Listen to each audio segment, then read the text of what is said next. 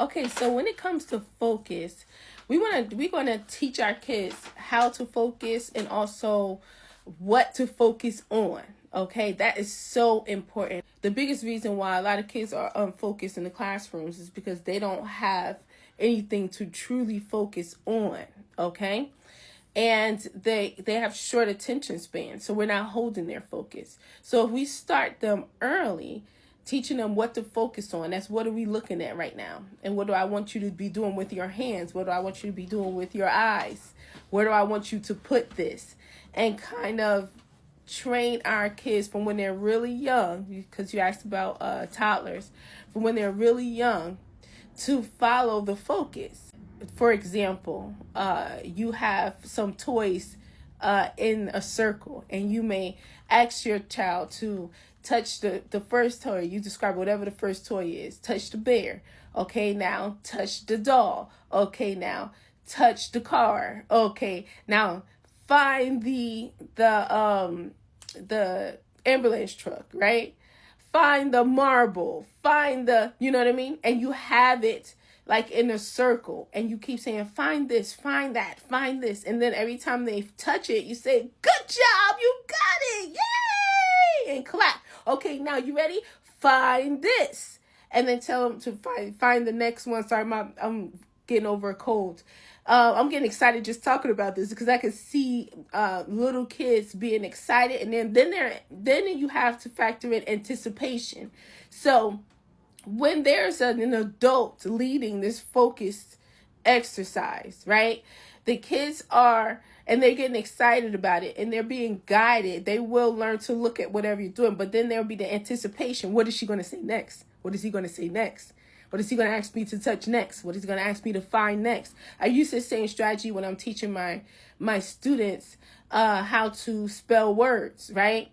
So I might say there's a letter in that word that makes the I sound. What is it? Find it. You know what I mean? Or I might say there's a letter in the word that does not belong. Which one is it? Find it. Instead of saying this is how you spell this word correctly, I'm always setting them on a hunt. So my students are always like focusing and listening and anticipating what I'm going to say next. Now, then for the next one, when should you introduce early writing? As soon as they can sit up and start to hold things, it's time for them to start writing. I would suggest a crayon, okay, because it's colorful, and this is so good too because we all know kids like to write on the walls, okay. So if we don't want our kids writing on our walls, okay, then what we need to do is provide them with something to write on, okay? And understand in the beginning, don't put too much pressure in the beginning when they're really young, because they're going to, when I work with kids who are 3 years old, I'm not focused on them writing on a straight line yet. That's going to come. I'm focused on the formation of the letters. So at first, when they're really young, before 3 years old, you may get a crayon, and they might be scribbles all over the page, but you have just introduced writing because they have the writing utensil, right? They have the crayon, but then they also have a notebook. That's what you need. That's what you need. You need a notebook and you need a crayon. And then you can model for them with your own notebook and a pencil or notebook and a crayon. And you can then start to write letters on it or draw circles. It's really good to draw circles and squares and triangles, because this is how they transition from drawing shapes to actually drawing letters. Like the letter A, they get practice in drawing a triangle, that'd be easy for them to draw the letter A, okay?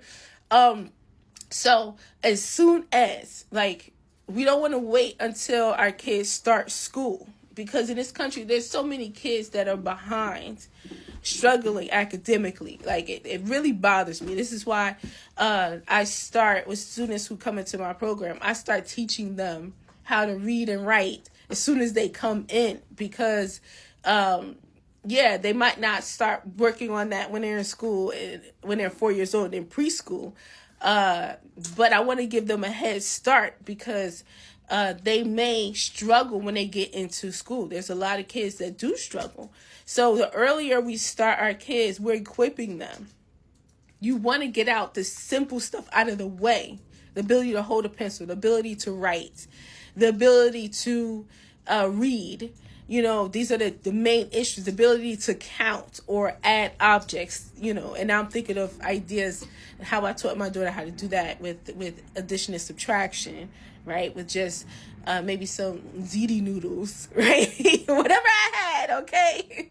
It wasn't fancy, but we got it done, all right? So I hope this answers your question. And thank you so much.